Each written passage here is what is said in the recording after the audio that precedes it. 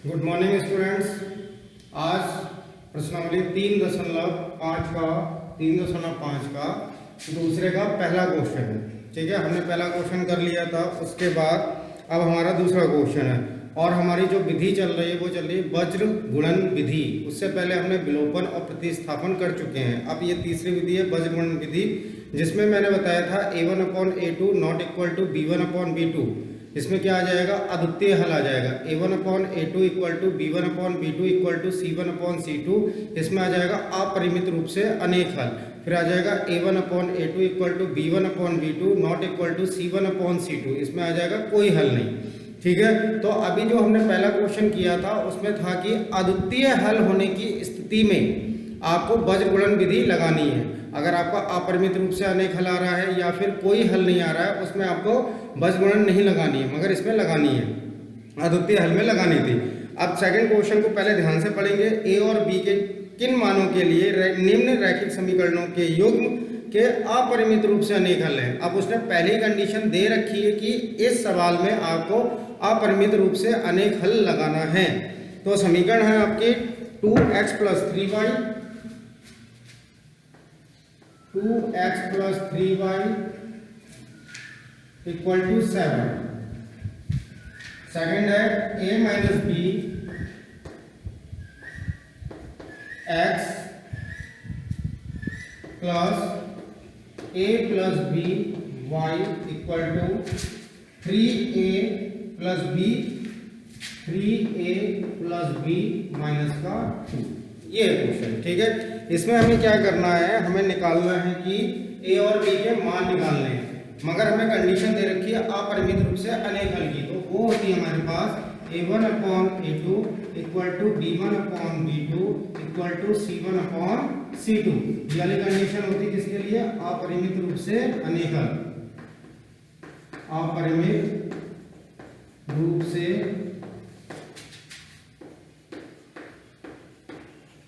अनेक हल, इसके लिए कंडीशन होती है ये वाली। अब इस दोनों समीकरणों से हम पहले इस कंडीशन को सेटिस्फाई करेंगे। कैसे करेंगे, a1 2 हो गया जैसे पहले बताया था, a2 आपका a - b हो गया इक्वल टू b1 3 हो गया, b2 हो गया a + b equal to c1 हो गया 7/3a + b माइनस का 2।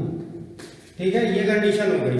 अब अगर इसका पक्षांतर करेंगे तो माइनस में आ जाएगा। इन तीनों का पक्षांतर करोगे, ब्रैकेट में रखोगे, ये भी माइनस में आ जाएगा, माइनस माइनस कट जाएगा, इसलिए प्लस में आ गया। तो चाहे आप पक्षांतर करें चाहे ना करें, आप उसे डायरेक्ट भी रख सकते हैं। अब आपको क्या करना है, पहले इसका कंपेयर इसके साथ करना है, फिर इसका कंपेयर इसके साथ करना है। मतलब ये दोनों कंडीशन में आएगा।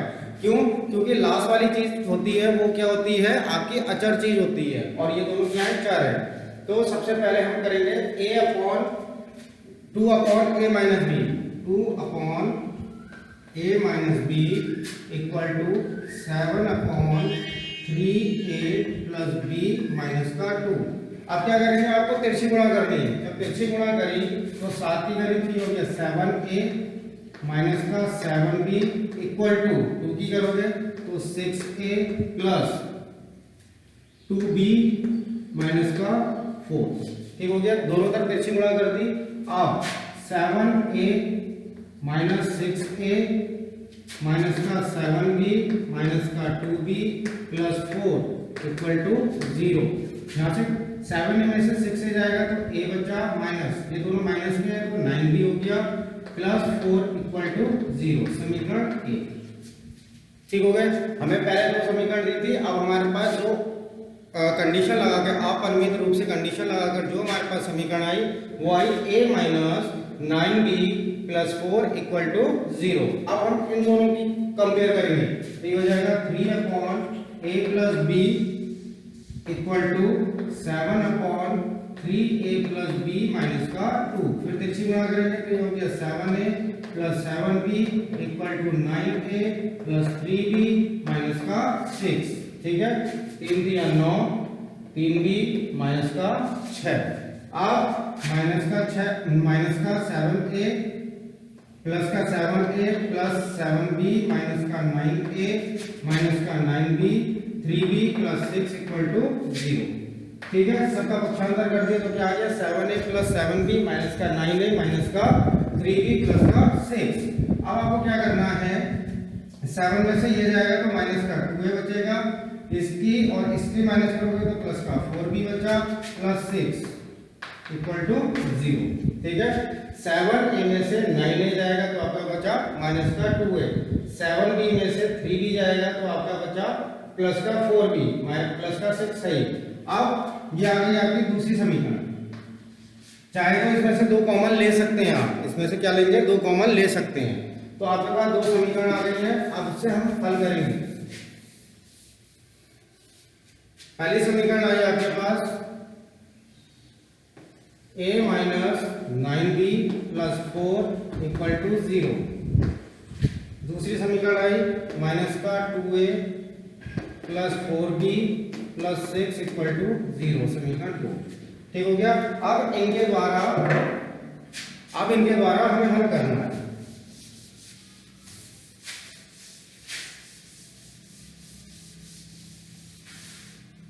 अब हमें लगानी है बीजगणन विधि।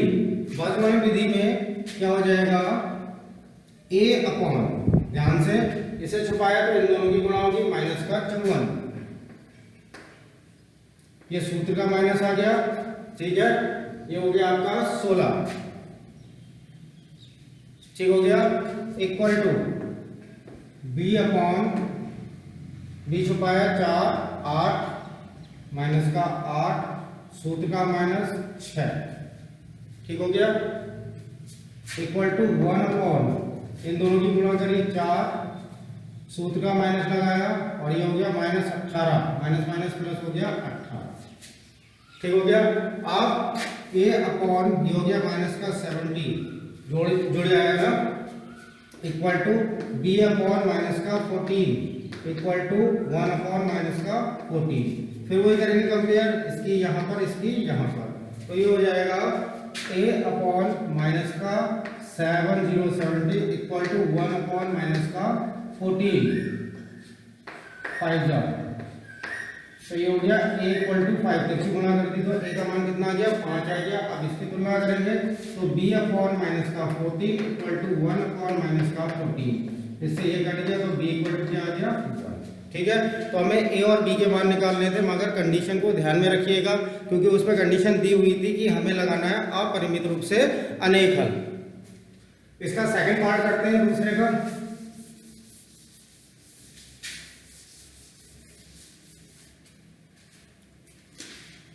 इसका सेकंड पार्ट करेंगे। अब क्वेश्चन को फिर से ध्यान से पढ़ेंगे। के किन मानों के लिए निम्न रैखिक समीकरणों के युग्म का कोई हल नहीं है। अब हमारे पास कंडीशन दे रखी है कोई हल नहीं। दूसरे का बी, कंडीशन दे रखी है a1 upon a2 equal to b1 upon b2 not equal to c1 upon c2। ये होता है कोई हल नहीं, कोई हल नहीं, इसके लिए कंडीशन होती है। ठीक है, आपको कंडीशन दे रखी है, हमारे पास समीकरण दे रखी है 3x plus y equal to 1, 3x plus y equal to 1। Second समीकरण दे रखी है हमें 2k minus 1, 2k minus 1 x plus, फिर दे रखी है k minus 1 y, k minus 1 y equal to 2k plus 1। ठीक है, अब हमारे पास कंडीशन ये है, नॉट इक्वल टू दे रखा है तो उसके बराबर में आप रखें चाहे ना रखें चलेगा, क्योंकि वह उसके बराबर नहीं है। हमें क्या है, क्या लेना है, a1 upon a2 equal to b1 upon b2 से लेना है। ठीक है, जब ये हमारे पास आ गए तो a1 हो गया आपका 3, a2 हो गया 2k माइनस 1 इक्वल टू ये हो गया 1, y की आगे क्या है कोई अंक नहीं है तो 1 मानते हैं, 1 अपॉन k माइनस 1। ठीक हो गया। अब क्या करेंगे, तिरछी गुणा करेंगे, तिरछी गुणा करी तो ये आ गया आपका 3k माइनस का 3 इक्वल टू, यहाँ तिरछी गुणा करी तो ये हो गया 2k माइनस का 1। अब 3k माइनस का 2k इक्वल टू माइनस का 1 प्लस का 3, चर को चर के साथ और अचर को अचर के साथ, यहाँ से घटाओगे k इक्वल टू 2, तो k का मान आ गया 2। ठीक हो गया। इस प्रकार से कंडीशन को ध्यान से देखकर तब उसे करेंगे। अगला है क्वेश्चन निम्न समीकरण रैखिक समीकरणों के युग्म को प्रतिस्थापन एवं वज्रगुणन विधियों से हल कीजिए। किस विधि को आप अधिक उपयुक्त मानते हैं? अब आपको क्या करना है, प्रतिस्थापन विधि और वज्रगुणन विधि लगानी है। इस वाले क्वेश्चन में दो विधि से करना है, ये आप खुद घर पे करेंगे। इसमें क्या करना है, आपको पहले प्रतिस्थापन से करना है, फिर आपको वज्र से करना है। अगर आपको कठिनाई हो रही है प्रतिस्थापन पे तो आपके लिए वज्र अच्छी हो जाएगी, अगर वज्र में आपको कठिनाई हो रही है तो आपके लिए प्रतिस्थापन हो जाएगी। तो कौन सी विधि आपके लिए उपयुक्त है उसको हमें दर्शाना है। तो आप इसमें लिख देंगे कि अगर आपको प्रतिस्थापन में दिक्कत हो रही है तो वज्र आपके लिए अच्छी है, तो सबसे अच्छी उपयुक्त विधि कौन सी हो गई, वज्र गुणन विधि। अगर वज्र में दिक्कत हो रही है, प्रतिस्थापन से सरल हो रहा है, तो आप लिख देंगे प्रतिस्थापन विधि। ठीक है, तो ये क्वेश्चन घर के लिए है। चौथा क्वेश्चन है,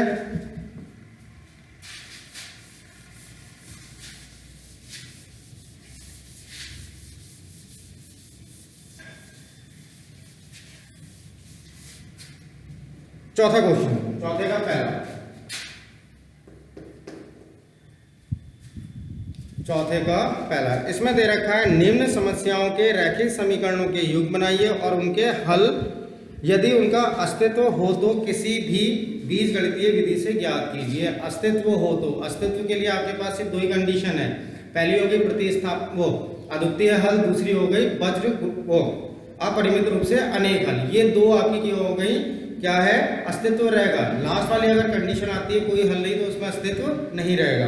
तो पहला क्वेश्चन है, एक छात्रावास के मासिक व्यय का एक भाग नियत है, मतलब कि एक फिक्स्ड चार्ज आपका दे रखा है तथा शेष इस पर निर्भर करता है कि छात्र कितने दिन भोजन करता है। जब एक विद्यार्थी ए जो 20 दिन भोजन करता है 1000 रुपये छात्रावास व्यय के लिए अदा करने पड़ते हैं, जबकि एक विद्यार्थी बी को जो 26 दिन भोजन करता है छात्रावास के लिए व्यय के लिए 1180 रुपये अदा करने पड़ते हैं। नियत व्यय और प्रतिदिन का भोजन का मूल्य ज्ञात कीजिए।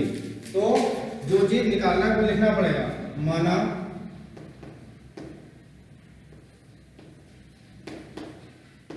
छात्र का नियत व्यय बराबर x रुपये, माना छात्र का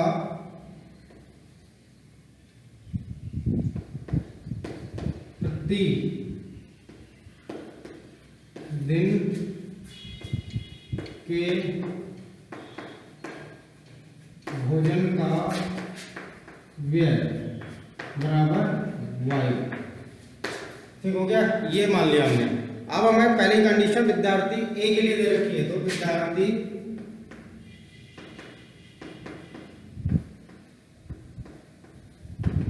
ए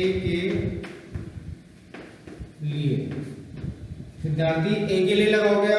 उसने क्या कहा, 20 दिन भोजन किया, 20 दिन के लिए उसमें एक फिक्स चार्जेस भी है, तो ये हो जाएगा x plus 20y equal to 1000।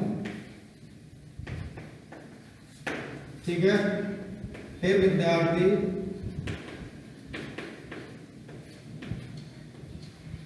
B के लिए, जब बी के लिए लगाओगे तो x plus 26y equal to 1180 समीकरण। अब हमारे पास दो समीकरण आ गई हैं। अब हमें क्या लगाना है, इसमें वज्रगुणन लगाना है। ठीक है, तो ये हो गया आपका, इस टाइप से लाइन खींची मैंने। अब x plus 20y equal to 1000, x plus 26y equal to 1180। ठीक है, अब लगाओगे वज्रगुणन, तो इसका क्या करोगे, पक्षांतर बराबर 0 बराबर 0, पक्षांतर हो गया। ठीक है, अब x अपॉन 20 की इससे करोगे मल्टीप्लाई, तो 20 इंटू 1180।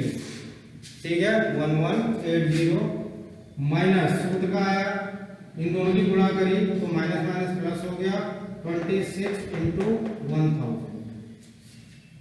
ठीक है, समझ में आ गया।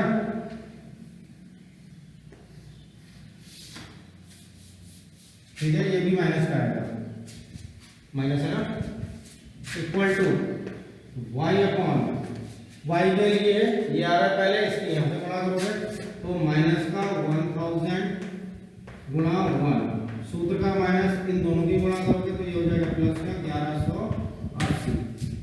ठीक हो गया, बराबर में 1 अपॉन इन इससे छुपा दोगे तो इसकी गुणा करोगे तो 26 माइनस का 20। ठीक हो गया। अब x अपॉन इन दोनों की मल्टीप्लाई करी तो 0 0 16 3 2 23,600 का माइनस का प्लस 26,000 प्लस क्या आ गया 26,000 बराबर y अपॉन 1000 प्लस 1180 बराबर 1/6। ठीक है,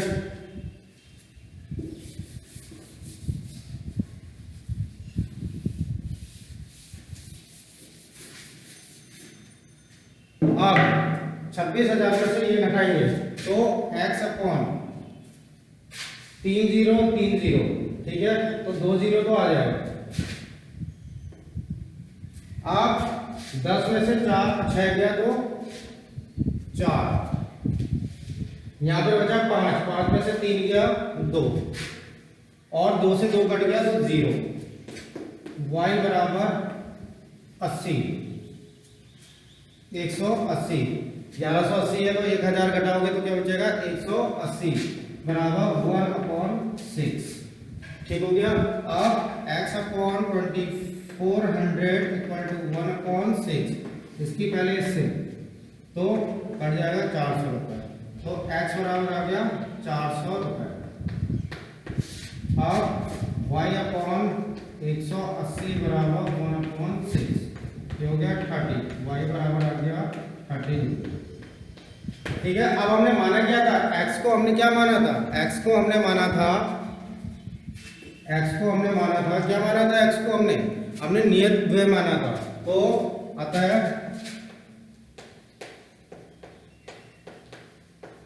नियत व्यय बराबर 400 रुपये, यानी कि आपका फिक्स रेट है जो वो क्या है 400 रुपये का हो गया। अतः प्रतिदिन के भोजन का व्यय बराबर 30 रुपये।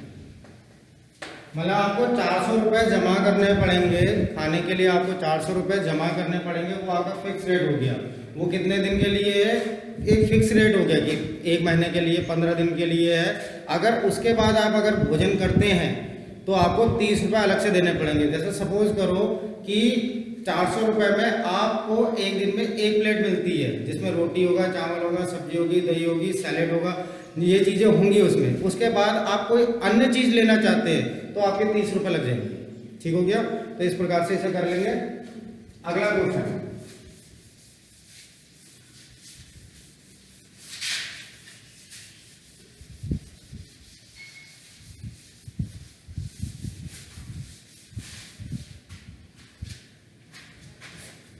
अगले क्वेश्चन में दे रखा है 1 भिन्न 1/3 हो जाती है जब उसके अंश में से 1 घटाया जाता है। तो सीधी सी बात है, भिन्न दे रखी है तो माना भिन्न बराबर x अपॉन y, ये अंश हो गया, ये हर हो गया। ठीक है, अंश हुआ हर। अब फर्स्ट कंडीशन के अकॉर्डिंग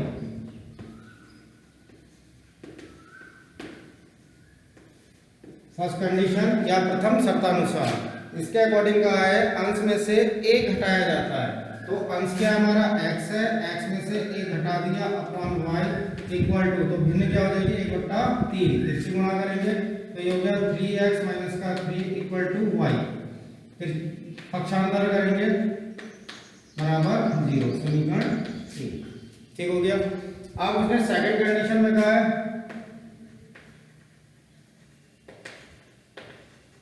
सेकंड कंडीशन में उसने ये कहा है 1/4 हो जाती है जब हर में 8 जोड़ दिया जाए। अब हर में 8 जोड़ना है तो y प्लस 8 बराबर कितनी हो गई 1/4। फिर तिरछी गुणा 4x equal to Y plus 8, तो ये हो जाएगा 4x माइनस का y माइनस का 8 इक्वल टू 0, समीकरण 4। ठीक है, तो दूसरी समीकरण भी आ गई हमारे पास। हमें 2 समीकरण बनानी थी, 2 आ गई हमारे पास। अब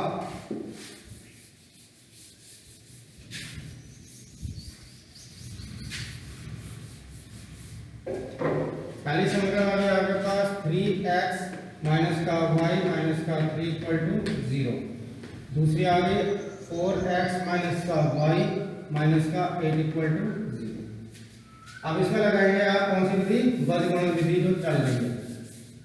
कौन सी लगाएंगे, बीजगणन विधि। तो x और y में तो x अपॉन यहाँ से यहाँ गुणा करिए तो ये भी माइनस का है, ये भी माइनस का, प्लस का हो गया 8। ठीक है, सूत्र का माइनस माइनस माइनस प्लस हो गया, तो हो गया ये 3 इक्वल टू y अपॉन, तिरछी गुणा करिए तो माइनस का 12, इसकी तिरछी गुणा करिए तो ये तो सूत्र का माइनस हो गया, जब तिरछी गुणा करिए तो माइनस में प्लस में कन्वर्ट हो गया, तो ये हो गया 24। ठीक है, इक्वल टू यहां से छुपाया तो ये हो गया 3 पाएगा माइनस का, सूत्र का माइनस, यहाँ तिरछी गुणा करिए प्लस 4। ठीक हो गया, तो ये हो गया x upon 5 equal to y upon 12 equal to 1/1। इसको इसके साथ रखोगे और इसको इसके साथ, तो ये हो गया x upon 5 equal to 1/1, x equal to 5। ठीक हो गया, y upon 12 equal to 1/1, y equal to 12। दोनों के मान आ गए, यहाँ लिख दोगे, अतः भिन्न बराबर 5/12। ठीक हो गया, भिन्न आ गई हमारे पास क्या 5/12, क्योंकि x का मान क्या है 5 और y का मान कितना आया 12, और हमने क्या मानी थी x अपॉन y मानी थी। तो इस प्रकार से ये सवाल करेंगे। उम्मीद करता हूँ सूत्र याद हो गए होंगे आपको, और ये भी उम्मीद करता हूँ जो मैंने एक क्वेश्चन दिया है आपको तीसरा वाला, वो दोनों विधि से आप कर लेंगे, प्रतिस्थापन विधि तथा बीजगणन विधि दोनों से करिएगा, और जिसमें जो आपको अच्छी लगती है वो आंसर में लिख दीजिएगा कि उचित विधि जो है। ठीक है, उचित विधि हमारे पास कौन सी है, प्रयुक्त विधि। प्रतिस्थापन अच्छी लगती है प्रतिस्थापन, बज लगती है बस। ठीक है, अगला क्वेश्चन जो मैं कराऊंगा यस वाला तीसरा, चौथे का तीसरा, वो मैं अगली वीडियो में कराऊंगा। तब तक आप इनका अभ्यास करिए। दूसरे के पहला और दूसरा इंपॉर्टेंट क्वेश्चन है, ये ज़्यादातर परीक्षाओं में आता है। तीसरा वाला क्वेश्चन भी इंपॉर्टेंट है, वैसे ही चौथे के सभी इंपॉर्टेंट है, यानी कि ये प्रश्नावली बहुत इंपॉर्टेंट है, तो इसे ध्यान से करिएगा। चाहे आप एक दिन में 2 ही सवाल करें या 3 सवाल करें, मगर ध्यान से करिएगा कि आपको बीजगणन विधि कैसे लगानी। x को छुपाइए, बाकी मान निकालिए, y को छुपाइए, फिर जो मान बचते हैं उनकी तिरछी गुणा कीजिए, फिर अचर को छुपाइए, लास्ट वाले को छुपाइए, x और y को तिरछी गुणा कर दीजिए। इस प्रकार से वो हो जाएगा। ठीक है, धन्यवाद।